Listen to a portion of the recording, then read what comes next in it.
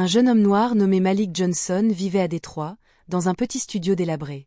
Orphelin depuis l'adolescence, il travaillait sans relâche pour survivre. Ce jour-là, il ne lui restait plus que 15 $. 15 misérables dollars qu'il avait prévu d'utiliser pour acheter un sandwich et un ticket de bus pour se rendre à un entretien d'embauche qui, espérait-il, changerait sa vie. Mais le destin avait un autre plan pour lui.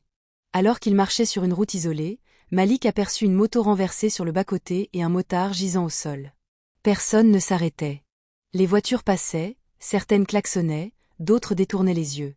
Malik, sans réfléchir, courut vers le blessé. C'était un homme massif, couvert de tatouages, portant un blouson en cuir avec un symbole de crâne ailé et le mot « Hells Angels ». Sa jambe saignait abondamment. Malik déchira sa chemise pour faire un garrot, appela les secours et resta à ses côtés jusqu'à ce que l'ambulance arrive. Le motard était inconscient, et le téléphone qu'il portait était éteint. Alors Malik décida de suivre l'ambulance en taxi. Le chauffeur lui demanda 15 $. C'était tout ce qu'il avait, mais il n'hésita pas. Il paya et suivit le véhicule jusqu'à l'hôpital. Là-bas, le personnel le regarda avec suspicion. Un jeune noir pauvre arrivant avec un Hells Angel blessé, cela faisait jaser. Pourtant, Malik resta toute la nuit dans la salle d'attente, refusant de partir tant qu'il n'aurait pas de nouvelles. Le lendemain matin, on lui apprit que le motard, un certain Rick Steele Donovan, était dans le coma. Malik laissa son numéro au cas où et quitta l'hôpital, fatigué, affamé, sans argent, mais avec la paix intérieure d'avoir fait ce qu'il pensait juste. Une semaine passa. Malik cherchait toujours du travail, sans succès. Il dormait parfois sans électricité et vivait de reste. Un matin, 3 hommes en cuir frappèrent à sa porte. Ils étaient imposants, tatoués, et portaient le même symbole que le motard qui l'avait sauvé. Malik eut peur. Mais l'un d'eux lui dit calmement « Tu es Malik Johnson ? Tu as aidé notre frère Rick. » Ils lui tendirent une enveloppe. À l'intérieur, 5 cents $ en liquide et une lettre. C'était Rick. Il écrivait « Tu as sauvé ma vie. Aucun de mes amis n'a levé le petit doigt, mais toi, un inconnu, tu m'as traité comme un frère.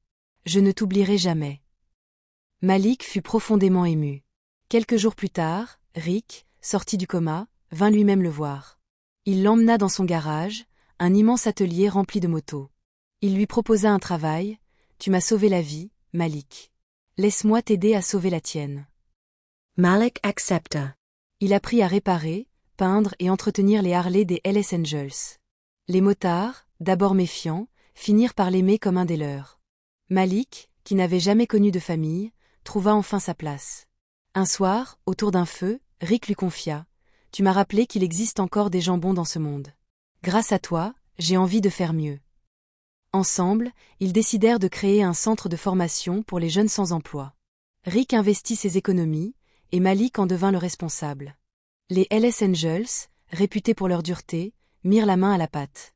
Ils enseignèrent la mécanique, la soudure, la peinture.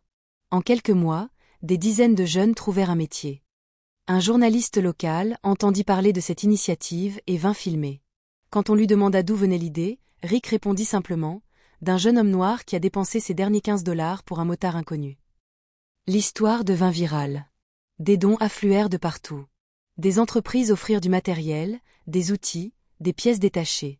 Malik fut invité sur une chaîne de télévision. Il déclara « Ce n'est pas la couleur de la peau ni les vêtements qui comptent, mais ce qu'on porte dans le cœur. » 2 ans plus tard, leur centre, baptisé Angel Garage, employait plus de 60 jeunes. Rick et Malik étaient devenus inséparables. Les Hells Angels, autrefois redoutés, étaient désormais connus pour leurs actions humanitaires. Et tout cela était né d'un simple geste désintéressé, d'un billet de 15 $ dépensé par compassion. Un soir, Rick dit à Malik « Tu as changé 100 vies, frère, dont la mienne. » Malik répondit en souriant « Je croyais avoir tout perdu ce jour-là, mais en réalité, j'ai tout gagné. » La morale de cette histoire est simple. La vraie richesse ne se mesure pas à ce que l'on possède, mais à ce que l'on donne quand on n'a plus rien.